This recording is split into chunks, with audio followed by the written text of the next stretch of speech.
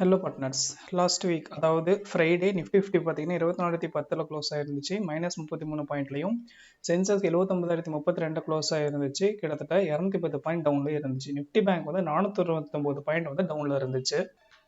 அதுக்கடுத்தது வந்து ஜூன் 28 அன்னைக்கு ஏர்டெல் வந்து டாரிஃப் ஹைக்கை வந்து அனௌன்ஸ் பண்ணியிருந்தாங்க. அதுக்கு முன்னாடி ஜியோ அனௌன்ஸ் பண்ணியிருந்தாங்க. அதுக்கப்புறம் நெக்ஸ்ட் இவங்க இப்போ அனௌன்ஸ் பண்ணிட்டாங்க. அந்த டீட்டெயில்ஸ் இப்போ செக் பண்ணி பார்க்கலாம்.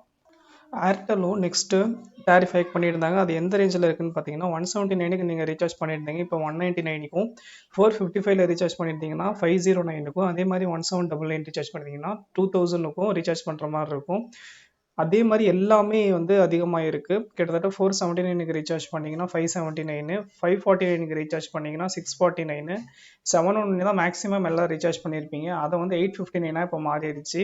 1 இயருக்கு ஒரு டேக்கு 2 GB வரணும் அப்படின்னா 3000 ரீசார்ஜ் பண்ணியிருப்பீங்க. இப்போ 3600 நீங்கள் ரீசார்ஜ் பண்ணுற மாதிரி இருக்கும். இந்த மாதிரி மேக்ஸிமம் எல்லா பிளான்ஸையும் அதிகப்படுத்தி இருக்கிறாங்க. ஸோ 399 ரீசார்ஜ் பண்ணிங்கன்னா 449 கிட்டத்தட்ட 50 ருபீஸ் வந்து 40 ருபீஸ் வந்து அதிகப்படுத்தியிருக்காங்க. இந்த மாதிரி எக்கச்சக்கமான பிளான்ஸை வந்து அதிகப்படுத்தியிருக்காங்க. நான் இதோட லிங்க்கை வந்து டிஸ்கிரிப்ஷனில் தரேன், மறக்காமல் செக் பண்ணி பார்த்துக்கோங்க.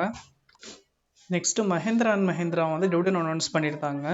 ஸோ மஹேந்திரா ஷேர் என்ன ரேஞ்சில் இப்போ இருக்குது அப்படின்னா 2867 ஃப்ரைடேல க்ளோஸ் ஆச்சு.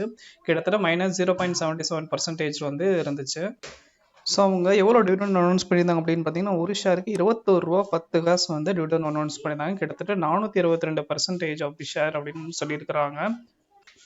இதோட ரெக்கார்டட் எப்போ அப்படின்னு பார்த்தீங்கன்னா July 5. ஸோ July 5க்குள்ளார நீங்கள் இந்த ஷேரை வச்சுருந்தீங்கன்னா கண்டிப்பாக இந்த டிவிடன் உங்களுக்கு கிடைக்கும்.